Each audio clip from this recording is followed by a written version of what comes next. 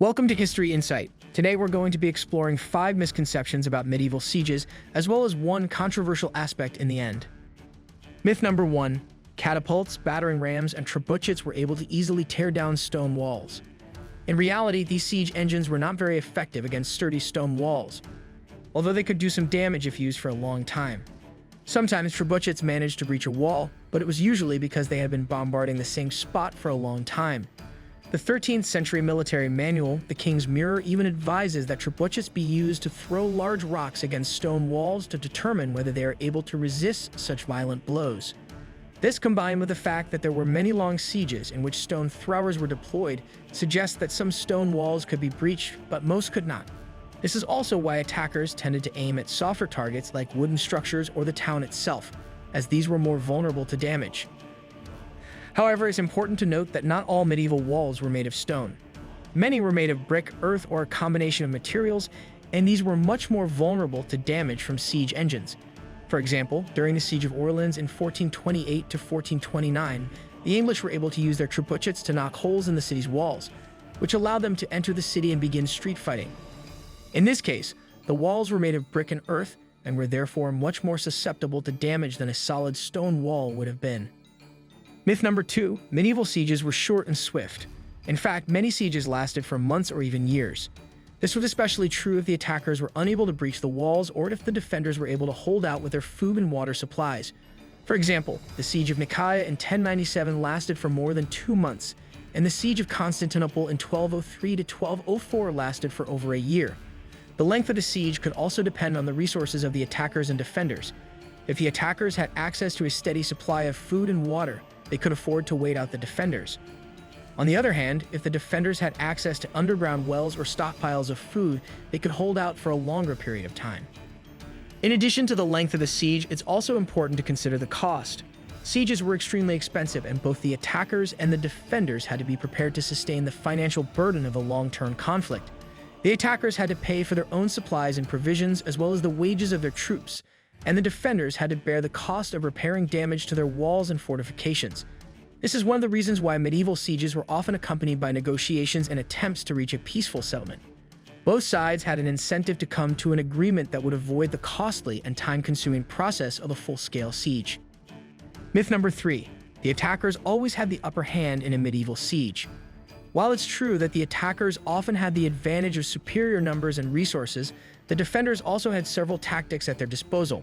They could use hot oil or boiling water to repel attackers or try to sneak out and attack the enemy from behind.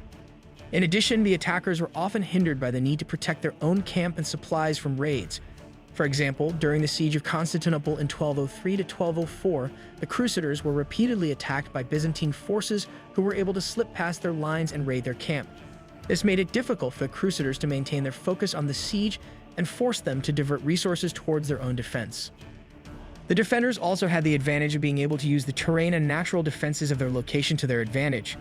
For example, if a castle was located on a high hill or had steep cliffs surrounding it, the attackers might have difficulty getting close enough to launch an effective assault. Similarly, if a town was surrounded by a moat or had a strong gate, the attackers would have to find a way to overcome these obstacles before they could enter the town. In addition, the defenders could also use their knowledge of the local area to their advantage. If they were familiar with underground tunnels or secret passageways, they could use these to sneak out and attack the enemy from behind. This was a tactic that was often used during medieval sieges, and it could be extremely effective if the attackers were caught off guard. Myth number 4. The use of torture and mutilation during sieges was rare. Unfortunately, this is not the case. Torture and mutilation were used as a means of intimidation and were also inflicted upon captured enemy soldiers. For example, during the Siege of Jerusalem in 1099, the Crusaders are reported to have massacred the entire population of the city and then cut off the heads of the defenders to stack them in piles as a warning to others. Similarly, during the Siege of Acre in 1189 to 1191, the defenders were reportedly subjected to brutal torture and mutilation by the Crusaders. The use of torture and mutilation was not limited to sieges, but it was certainly a tactic that was employed in this context. It's important to note that the use of torture and mutilation was not universal, and there were some cultures and military orders that actively discouraged these practices. For example, the Knights of the Order of St. John, also known as the Hospitallers, were known for their humanitarian efforts, and they were often able to negotiate the release of prisoners without resorting to torture or mutilation. However, these practices were still common enough during medieval sieges that they cannot be ignored. Myth number 5. Women played no role in medieval sieges. While it's true that women were not typically on the front lines of battle, they did play important roles in sieges. Women could serve as nurses, cooks, laundresses, and camp followers, and some even fought alongside the men as archers or crossbowwomen. Women were also responsible for the defense of the home front, protecting the town or castle while the men were away. For example, during the Siege of Orleans in 1428 to 1429, Joan of Arc and other women fought alongside the men to defend the city against the English. In addition, women were often responsible for maintaining morale among the defenders and keeping up the spirits of the troops during a long siege. It's important to note that the role of women in medieval sieges varied depending on the culture and the specific circumstances of the conflict. Some cultures placed more value on the contributions of women, while others were more restrictive. For example, during the Siege of Constantinople in 1203 to 1204, the Crusaders brought their wives and children with them on campaign, and these women played important roles in maintaining the camp and caring for the wounded. On the other hand, during the Siege of Acre in 1189 to 1191, the women who accompanied the Crusaders were reportedly confined to a separate camp and were not allowed to take part in the fighting. Bonus: the use of animals in medieval sieges was controversial and not always successful.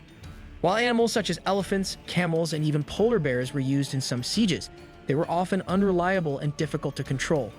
In addition, the use of animals in war was seen as inhumane by some and was therefore unpopular with certain factions. For example, during the Siege of Antioch in 1098, the Crusaders used a group of camels to try to breach the city's defenses, but the camels ended up causing more chaos than anything else. Similarly, during the Siege of Constantinople in 1203 to 1204, the Crusaders attempted to use a group of polar bears that they had acquired from the Norse, but the bears proved to be unruly and ended up causing more problems than they solved. In conclusion, while medieval sieges may have been romanticized in popular media, the reality was often much more brutal and drawn out. Siege tactics were constantly evolving, and both attackers and defenders had to be resourceful and adaptable in order to succeed. Women played important roles in sieges, both on and off the battlefield, and the use of animals in war was often controversial and not always effective. The use of torture and mutilation was also a common practice during sieges, and the length and cost of these conflicts could be significant. Understanding the complexities and realities of medieval sieges gives us a deeper appreciation for the struggles and triumphs of the past, and helps us to better understand the world that shaped our present. Thank you for watching History Insight, and we hope you learned something new about medieval sieges today.